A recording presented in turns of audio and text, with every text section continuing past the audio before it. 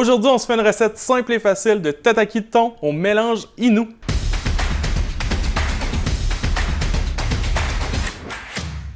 Le tataki, c'est une recette que j'adore réaliser, particulièrement avec du thon. Ça se fait très bien aussi avec du bœuf.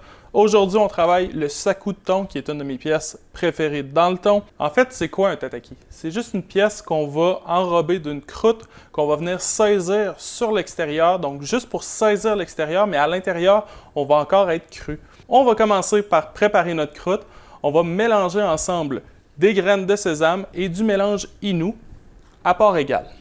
Et là, on mélange ça dans une assiette à plat parce qu'on va venir ensuite enrober notre pièce de thon directement dedans. On vient tout simplement là, venir faire coller les épices sur l'extérieur. Vous allez voir, ça fait une belle croûte uniforme.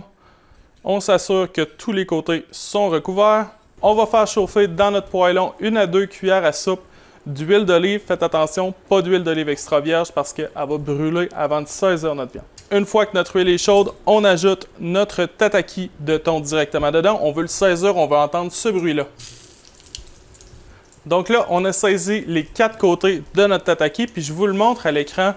Vous allez bien voir là, sur l'extérieur, notre croûte à l'extérieur est bien saisie, mais à l'intérieur, on a une belle viande qui est crue. On va le laisser reposer quelques minutes avant de donner un coup de couteau. Donc, on coupe notre tataki en lanières. Vous voyez, je fais quand même des lanières assez larges, donc environ un petit peu moins qu'1 cm. Ce qu'on va faire, c'est qu'on va venir tout simplement l'étaler en éventail.